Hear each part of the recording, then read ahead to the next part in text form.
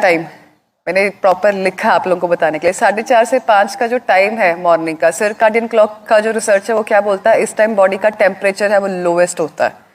ठीक है, अब ऐसे में अगर आप एसी में सोएंगे तो आपको upper respiratory tract infection, sinus जैसी प्रॉब्लम, ठीक है, कोल्ड, कफ, रिनाइटिस ये होने के चांसेस सबसे ज्यादा है। ये जो चीजें हम बता रहे हैं ना, एक बार 1 महीने के लिए करके देखो सारे।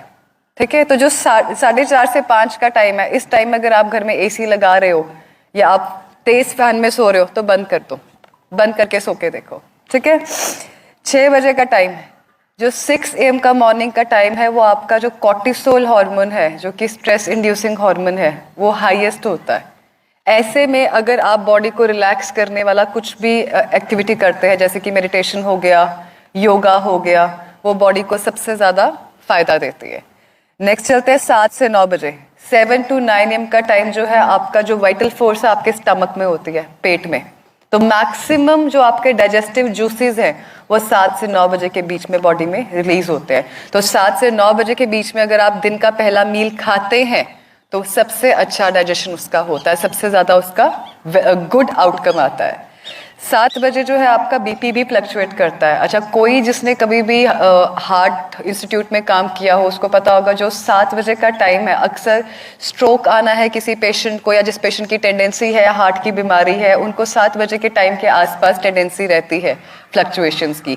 तो ऐसे में अगर कोई आपके घर में पेशेंट है जिसको बीपी की प्रॉब्लम है या हार्ट डिजीज है या ऐसा कुछ भी सिनेरियो है, कोशिश करो कि उस इंसान को गुस्सा नहीं है। अगर कहते हैं ना सुबह सुबह क्या सड़ी सी बात कर दी, गुस्सा क्यों कर रहे हो, सुबह सुबह नहीं गुस्सा करते होते, कह देते हैं ना ऐसे, क्यों? क्योंकि जो 7 AM का टाइम है, रिसर्च क्या बोलती है, जो आपका वाइटल फोर्स है that is in your, that enhances your, that affects your cardiac activity and your BP. ऐसे में अगर पेशेंट कुछ भी ऐसा करेगा जिसकी वजह से वो गुस्सा खा के बीपी हाई करेगा, that can be harmful for his heart condition.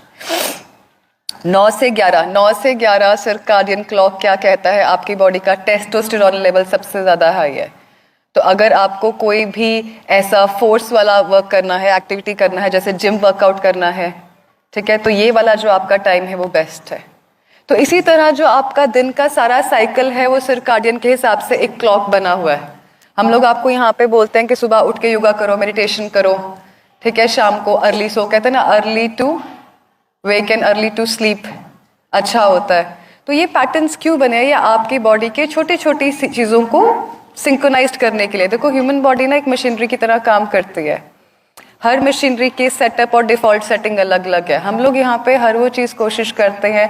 Integrated का मतलब ही यही होता है कि हर चीज़ को कंबाइन करके यूज़ करना जो पेशेंट के लिए बेनिफिशियल हो। ठीक है, ऐसा नहीं है कि हम लोग पेशेंट्स को एकदम से बोल देते हैं कि आपका डायलिसिस स्टॉप कर दो, डायलिसिस बंद हो जाए। Dialysis is supportive treatment. जिस पेशेंट का ऑलरेडी डायलिसिस चल रहा है, हफ्ते में 3 बार चल रहा है या हफ्ते में 2 बार चल रहा है, उसको बड़ा क्लियर कट ये चीज अंडरस्टैंड करनी होगी कि आपकी विद टाइम फ्रीक्वेंसी कम होगी।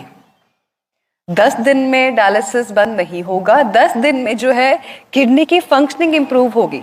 किडनी की फंक्शनिंग इंप्रूव होगी तो धीरे धीरे जो डायलिसिस की रिक्वायरमेंट है टॉक्सिन्स को रिंस करने की, वो अपने आप ऑटोमेटिकली स्लो डाउन होती जाएगी। ठीक है जी। और इसका जो मार्कर है, आप लोग अक्सर क्रेटिनिन को लेके, यूरिया को लेके बॉदर करते हैं। ठीक है, जो आपका किडनी की फंक्शनिंग का मार्कर है वो आपका GFR होता है, जो है आपका ग्लोमेरुलर फिल्ट्रेशन रेट, कि आपकी किडनी कितना फिल्टर कर रही है।